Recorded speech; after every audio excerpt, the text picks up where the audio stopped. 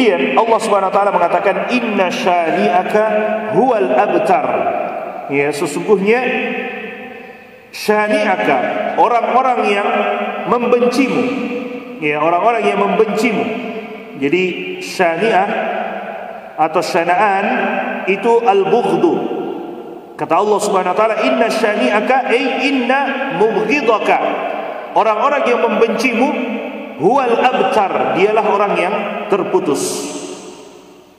Jemaah sekalian, jadi ayat ini turun ketika anaknya Rasulullah SAW Ibrahim meninggal, ya, ketika Ibrahim meninggal atau ketika Al-Qasim meninggal, ya, ketika Al-Qasim meninggal, Rasulullah SAW itu diberikan laqab atau diberikan kunyah dengan Abul Qasim, bapaknya Al-Qasim.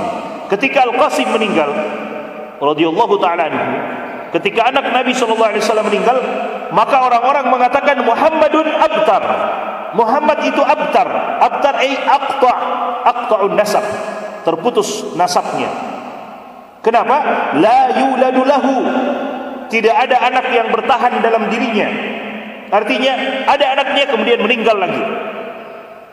Dan subhanallah, seperti itu Allah Subhanahu wa taala, ya, Allah Subhanahu wa taala berikan ujian kepada Rasulullah sallallahu alaihi wasallam dengan meninggalnya anak beliau. Semua anak Nabi sallallahu alaihi wasallam meninggal sebelum Rasulullah sallallahu alaihi wasallam, kecuali satu, Fatimah radhiyallahu taala anha, meninggal beberapa bulan setelah Nabi sallallahu alaihi wasallam meninggal.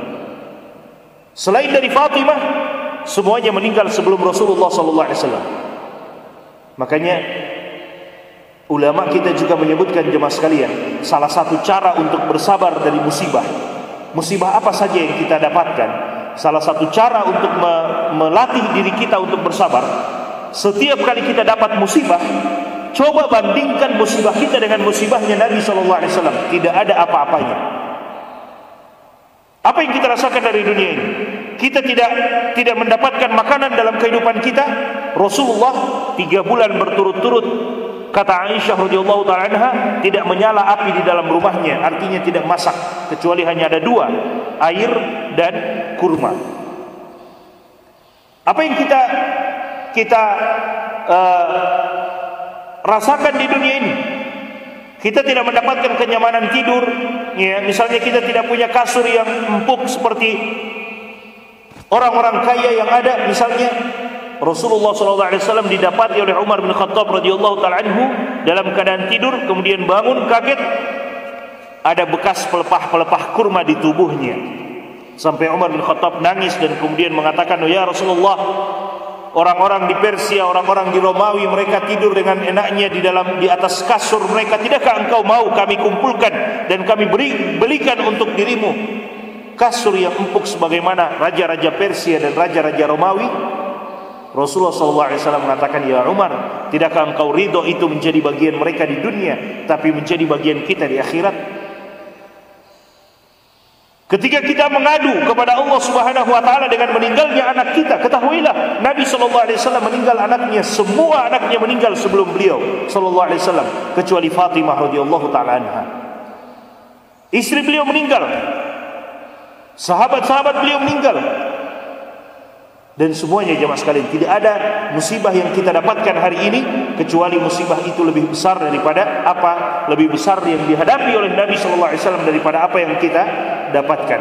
Ya, oleh sebab itu kata para ulama, coba bandingkan dengan musibah beliau. Maka ini akan melatih diri kita untuk bersabar. Rasulullah orang terbaik saja diuji oleh Allah Subhanahu wa taala dengan ujian-ujian seperti itu. Orang-orang Quraisy ketika meninggalnya Qasim, mereka mengatakan Muhammadun abtar. Muhammad itu terputus, ya, terputus nasabnya. La yuladu lahu, tidak ada, dia tidak dapatkan anak keturunan. Walau wulida lahu fahuwa maqtu'un nasal. Dan kalaupun ada yang lahir dari, ya, anaknya Nabi Muhammad, dari anaknya Muhammad sallallahu alaihi wasallam, fahuwa maqtu'un nasal, maka dia terputus, akan cepat meninggal. Itu yang mereka katakan, jemaah sekalian. Fabayyana Allah azza wa jalla anna al-abtar huwa mubghidur Rasul sallallahu alaihi wasallam. Maka Allah Subhanahu wa taala jelaskan dalam ayat ini bahwa yang terputus sebenarnya adalah mereka yang membenci Nabi sallallahu alaihi wasallam, ya. Fa huwal abtaru al-maqtu'u an kulli khair. Maka merekalah orang-orang yang membenci Nabi, mereka adalah orang-orang yang al-maqtu' min kulli khair. Terputus dari semua kebaikan. Terputus dari semua kebaikan. Kemudian ulama kita mengatakan alladzi laisa fihi barakah wa hayatuhu nadamatan alaihi. Tidak ada keberkahan dalam kehidupannya, dan kehidupannya nadamatan alaihi, kehidupannya kelak akan menjadi penyesalan untuk dia. Dia tidak akan gembira dengan kehidupannya, justru kehidupannya akan menjadi penyesalan untuk dia. Kenapa? Mubghidul lir Rasul sallallahu alaihi wasallam, karena dia membenci Nabi sallallahu alaihi wasallam.